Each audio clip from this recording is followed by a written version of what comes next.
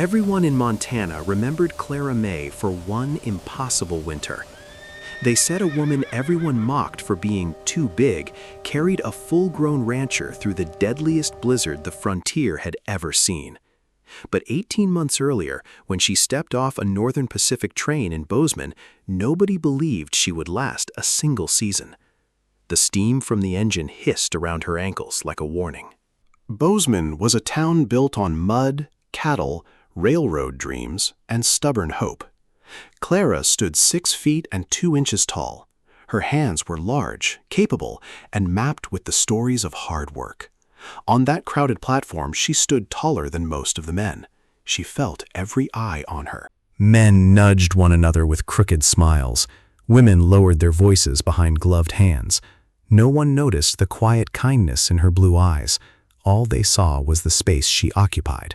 To them, she was a curiosity. To them, she was the giantess of the plains. Clara kept her chin parallel to the horizon. She had learned long ago that if you carry yourself like a queen, the world has no choice but to watch you reign. Back in Missouri, she was the girl who broke chairs and outplowed her brothers. She was the girl who was too much for a small town to hold. In Montana, she hoped to find a wilderness that matched her spirit. Even then, a quiet voice inside her whispered the same old question. What if Montana wanted her to become smaller too? She pushed the thought away before it could settle. She was looking for a place where too much was exactly what was needed. Silas Thorne was waiting by a weather-beaten buckboard wagon. He was a man who looked like he had been carved out of old cedar and iron wire. His face was a road map of grief and sun damage. He had lost his wife to the fever 2 years prior. His ranch in the Gallatin Valley was slipping through his fingers. He had placed an advertisement in the paper for a strong person to help with the chores. He had expected a young man looking for adventure. He had not expected a woman who looked like she could carry the horse and the wagon on her back. Silas looked at Clara's heavy wooden trunk. Then he looked at her. His eyes traveled up and up until they met hers. "Can you cook?" he asked. His voice was dry, like the wind blowing over a dusty trail. "I can cook," Clara replied. Her voice was surprisingly soft, like velvet over stone. "And I can plow better than any man you've ever hired." Silas didn't reach for her trunk. He wanted to see if she was all talk. Clara didn't blink. She bent down. She gripped the iron handles. In one smooth motion, she lifted the heavy chest. Then she set it into the back of the wagon. Silas spit a stream of tobacco juice into the dirt. He gave a sharp, single nod. "Get in," he said. The ride to the Thorne Ranch took 3 long hours. The mountains rose up around them like jagged teeth. The air was thin and smelled of sagebrush and the coming heat of noon. Silas was a man of silence. He didn't know how to talk to a woman who took up so much room in the world. He was used to a wife who was small and fragile, like a porcelain doll. Clara watched the land. Leaning fences stretched toward the hills. Rib-thin cattle searched for grass that barely existed.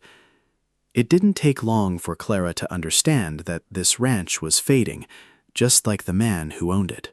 The cabin was a gray, lonely thing. Dust had claimed the porch. Weeds had choked the garden. Clara didn't see a ruin. She saw a challenge. She saw a life waiting to be resurrected. Her first night was the hardest. The wind howled through the gaps in the logs of the small guest room. The cot creaked and complained under her weight. She lay awake, listening to the silence of the prairie. It was a heavy silence. It was a silence that could crush a person if they weren't careful. But Clara was used to wait. In the morning, she was up before the first light touched the peaks. She found a rusted shovel behind the barn. By noon, the front porch was scrubbed until the wood glowed. By evening, she had a fire roaring in the hearth that felt like it would never go out. She found the chickens in a miserable state. They were thin, ragged, and had stopped laying eggs. Clara didn't just throw feed at them. She spoke to them. She hummed softly as she mixed their feed with warm mash and scraps. She treated them with a tenderness that most people reserved for infants. Silas watched her from the shadows of the barn door. He thought she was strange. He didn't understand why a woman that strong would bother singing to a bird. But a week later, he sat down to a breakfast of 3 fresh eggs. The week after that, he had 4. Clara's presence began to shift the very atmosphere of the valley. She was a woman of heavy steps, but her touch was as light as a butterfly. One afternoon, Silas found her down at the creek. A heavy spring flood had washed away part of the bank. Clara was hauling massive river stones to reinforce the edge. She was hip-deep in the cold water. Her dress was soaked and clinging to her powerful frame. Silas realized he had never seen anything like her. She wasn't trying to be small.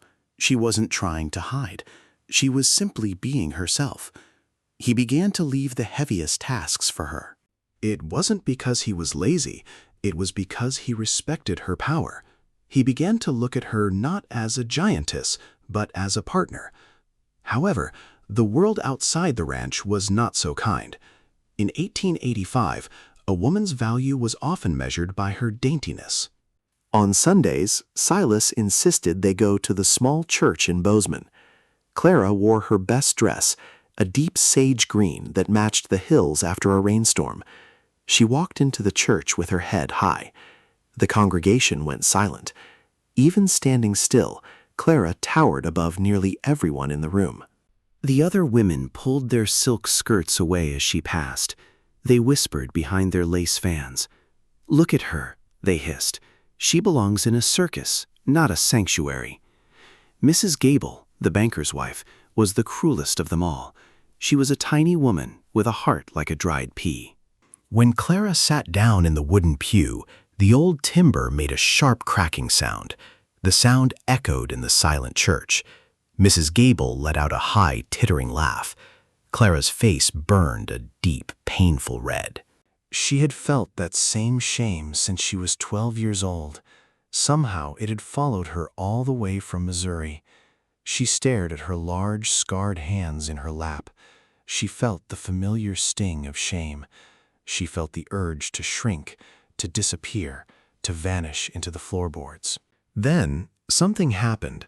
Silas Thorne, a man who avoided touch like the plague, reached out. He didn't look at the congregation. He didn't look at Mrs. Gable. He simply placed his rough, calloused hand over Clara's. He squeezed her fingers. He held her hand firmly, openly, in front of God and the entire town. He didn't say a word. He didn't have to. His touch said, "I see you. You are enough. You are beautiful." In that moment, the laughter died away. For the first time in her 30 years of life, Clara Mae felt like a queen.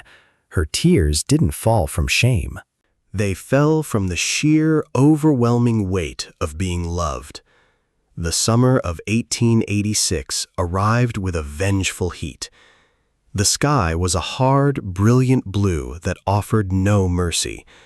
The grass turned yellow, then brown, then brittle as glass. The cattle industry in Montana was booming. Rich investors from the East and from England were flooding the range with vast herds of cattle. The land was overstocked. The old-timers shook their heads. They whispered about the cycles of the earth. They said the land was being eaten to the bone. Clara felt the unease in the air. She didn't trust the silence of the summer. While others were celebrating the high prices of beef, Clara was working. She preserved peaches until the jars lined every shelf. She salted meat until her fingers were raw. She filled the root cellar until the door would barely close. The neighbors laughed when they saw how much food she stored. They said she worried too much. Clara simply kept working. Clara simply kept working. She was preparing for a winter she could feel deep in her marrow. "It's coming, Silas," she said one evening on the porch. "The birds are leaving too early. The coats on the horses are too thick." Silas sighed. He had borrowed money to buy more cattle, caught up in the fever of the boom. "The range has always provided, Clara," he said. but he looked at the horizon with a worried brow. In October, the sky turned a bruised metallic purple. The wind shifted to the north, carrying the scent of ice and ancient stones. The great big die-off was about to begin. It started with a whisper of snow. Then the temperature didn't just fall, it plummeted. It hit 40 degrees below 0 Fahrenheit. The Great Blizzard of 1886-1887 was not just a storm. It became one of the worst natural disasters the frontier had ever seen. The snow fell for weeks without a pause. The cattle could not reach the grass beneath the frozen crust. They huddled together by the thousands. They died where they stood, frozen into statues of ice. The great ranching empires began to crumble into the white hell. One night, the wind screamed around the cabin like a dying banshee. Silas knew the barn door had been caught by a gust. He knew if the door stayed open, the remaining horses would freeze. He wrapped himself in wool and stepped into the whiteout. Clara watched him disappear. An hour passed, then 2. The wind was so strong it shook the very foundations of the house. Clara felt a coldness in her chest that had nothing to do with the weather. She knew. She didn't grab a lantern. The wind would have shattered the glass in seconds. She wrapped a heavy shawl around her head and stepped out. The snow was up to her waist. The wind hit her like a physical blow from a giant's fist. A smaller woman would have been knocked down and buried in minutes. A smaller woman would have become a statistic of the frontier. But Clara Mae was built for this. She put her head down. She used her massive strength to plow through the drifts. She reached the barn. The heavy timber of the main support beam had snapped under the weight of the snow. Silas was pinned beneath it. His face was the color of wood ash. His leg was crushed. He was slipping into the final sleep of the frozen. Fear flashed through her chest, but only for a heartbeat. Then instinct took over. She walked over to the massive beam. She planted her feet. She gripped the frozen wood with her bare hands. She let out a roar that was louder than the storm. It was the sound of a woman refusing to let death take what was hers. She spotted a broken fence rail buried beneath the snow. Jamming it beneath the beam, she used it as a lever. Inch by inch, the timber rose just high enough. Every muscle in her body trembled. With one final roar, she shoved the beam aside far enough to pull Silas free. She scooped Silas up in her arms. She didn't lead him. She didn't support him. She carried the full-grown rancher through the hip-deep snow, back toward the light of the cabin. She kicked the door open with her boot. She laid him by the fire and didn't stop to catch her breath. For 3 days, the storm raged. For 3 endless days, Clara became the only reason that cabin stayed alive. When the firewood ran out, she took an axe to the kitchen table. She smashed the chairs she had once been afraid to sit in. She fed the fire with the very things the world said she shouldn't have. She brought the freezing calves into the kitchen. She sheltered the horses in the remaining covered shed. The house smelled of wet fur, wood smoke, and survival. She rubbed Silas's frozen feet until the blood returned. She fed him warm broth, drop by drop. She kept him alive with the sheer heat of her own body. She didn't sleep, she didn't falter. She was the wall between Silas Thorne and the grave. When the sun finally broke through the clouds, the world was silent. It was a beautiful, terrifying white desert. Across Montana, hundreds of thousands of cattle lay dead. The open range era was over. The wealthy investors packed their bags and fled back to the east. But the Thorne Ranch was still standing. Their small homestead was still standing. The livestock was alive, and Silas Thorne was breathing. He looked up at Clara from his bed. His leg would always limp. He would never be the man he once was. But he was alive. "Why?" he whispered. "Why did you stay? Why did you fight so hard for a broken man?" Clara sat on the edge of the bed. The wood creaked, but she didn't flinch. "Because, Silas," she said, her voice thick with emotion, "you were the only one who didn't ask me to be smaller." Spring came with a roar of melting snow and rushing creeks. The neighbors emerged from their homes to count their losses. The stories began to circulate. Newspapers from Helena to Virginia City began repeating her story. Before summer arrived, people across the territory knew the name Clara Mae Thorne. They heard about the woman who moved a collapsed barn beam during the worst blizzard anyone could remember. They heard about the giantess who carried a man through a blizzard that killed 1,000 bulls. In April, a carriage pulled up to the Thorne Ranch. Mrs. Gable stepped out. She wasn't wearing silk this time. She was wearing a simple wool dress. She carried a peach pie in her hands. She found Clara out by the fence line, hammering a new post into the earth. Clara was covered in sweat and dust.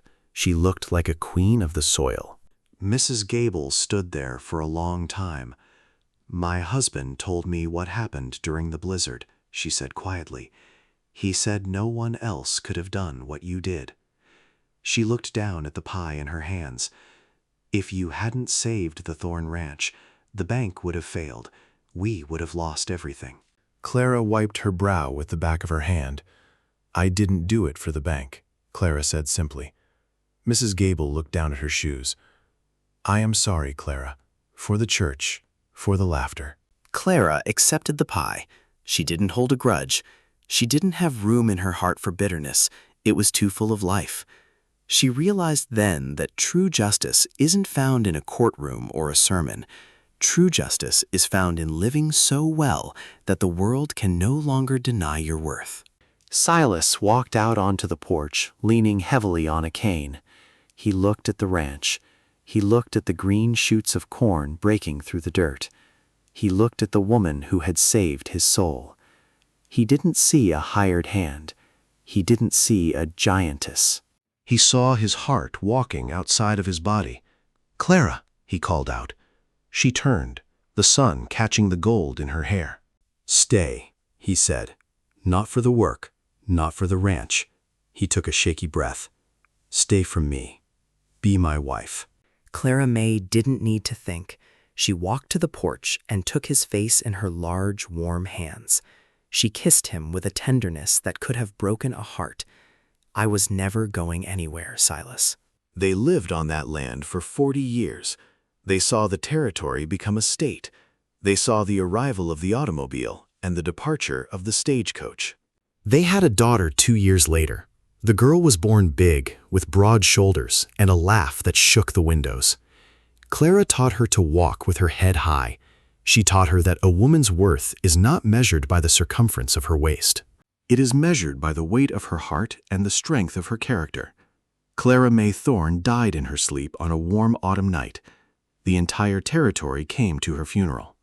Ranchers, bankers, and governors stood side by side in the dirt. The undertaker quietly built a larger casket, not simply because Clara needed it, but because no ordinary one seemed worthy of the woman who had become the heart of the valley. They buried her on the hill overlooking the creek. The wind still whispers through the sagebrush there. If you listen closely, you can hear it. It's the sound of a woman who was too big for the world, but just the right size for Montana. She proved that the wilderness is not something to be feared, it is something to be matched, and she matched it every single day. Thank you for staying with us for this journey into the heart of the West. Clara's life is a testament to the fact that our greatest flaws are often our greatest strengths. If this story touched your heart, if it brought a tear to your eye, please subscribe. Help us keep the memory of these brave women alive. Like this video to honor the strong women in your own life. We want to hear from you. Is there a woman in your family who stood tall when the world tried to make her small? Share her story in the comments below. We read every single word. Next time, we will uncover the mystery of the blue-eyed stranger. He arrived in a Kansas town in 1892 with nothing but a silver locket and a secret that would change the frontier forever. It is a tale of forbidden love and a justice that took 20 years to find. You won't want to miss it. Until then, stay strong, keep your heart open, and remember, you are enough exactly as you are. God bless.